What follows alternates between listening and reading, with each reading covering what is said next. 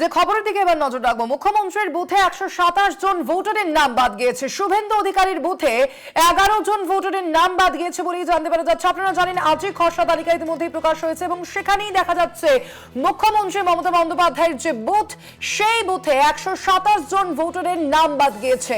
শুভেন্দু অধিকারী, রাজ্যের বিরোধী দলনেতা শুভেন্দু অধিকারীর বুথে 11 জন ভোটারের নাম বাদ গিয়েছে বলে ইতিমধ্যেই জানতে পারা যাচ্ছে। আপনাদের জানাবো আজকেই কিন্তু খসড়া ভোটার তালিকা প্রকাশ করেছে নির্বাচন কমিশন এবং নির্বাচন কমিশনের তরফ থেকে যে তালিকা প্রকাশ করা হয়েছে তারপরে ইতিমধ্যে এই তথ্য সামনে এসেছে। মুখ্যমন্ত্রী মমতা বন্দ্যোপাধ্যায়ের বুথে 127 জন ভোটারের নাম বাদ গিয়েছে বলে জানতে পারা যাচ্ছে। তার পাশাপাশি অন্যদিকে রাজ্যের বিরোধী দলনেতা শুভেন্দু অধিকারীর যে বুথ, সেই বুথে 11 জন ভোটারের নাম বাদ গিয়েছে।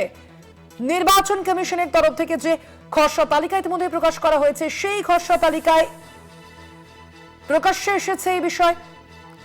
127 জন ভোটারের নাম বাদ গিয়েছে মুখ্যমন্ত্রীর বুথ থেকে। শুভেন্দু অধিকারীর বুথে 11 জন ভোটারের নাম বাদ গিয়েছে বলেই জানতে পারা যাচ্ছে। এ বিষয়ে আরো বিস্তারিত জানবো। আমাদের সঙ্গে এই মুহূর্তে ফোন লাইনে রয়েছেন প্রতিনিধি সত্যসুন্দর ভট্টাচার্য। আরো বিস্তারিত জানবো সত্যসুন্দর।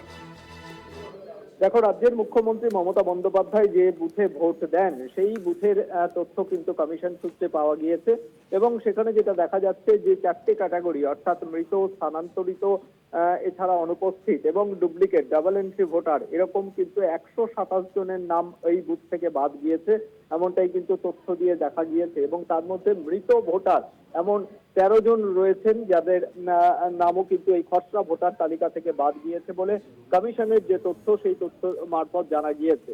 ইতিমধ্যেই বিভিন্ন বুথে যে মৃত, এছাড়া অনুপস্থিত, স্থানান্তরিত এবং নিখোঁজ ভোটার বা অনুপস্থিত ভোটার, সেই পরিসংখ্যান কিন্তু বুথ ভিত্তিক সেই পরিসংখ্যান পাওয়া যাচ্ছে। সেই তথ্যের ভিত্তিতেই কিন্তু দেখা যাচ্ছে যে রাজ্যের মুখ্যমন্ত্রী যে বুথে ভোট দেন সেই বুথ থেকে কিন্তু 127 জনের নাম বাদ দিয়েছে খসড়া ভোটার তালিকা থেকে। ধন্যবাদ তোমায়। আমরা কথা বলছিলাম, আমাদের সঙ্গে ফোন লাইনে ছিলেন প্রতিনিধি সত্যসুন্দর ভট্টাচার্য।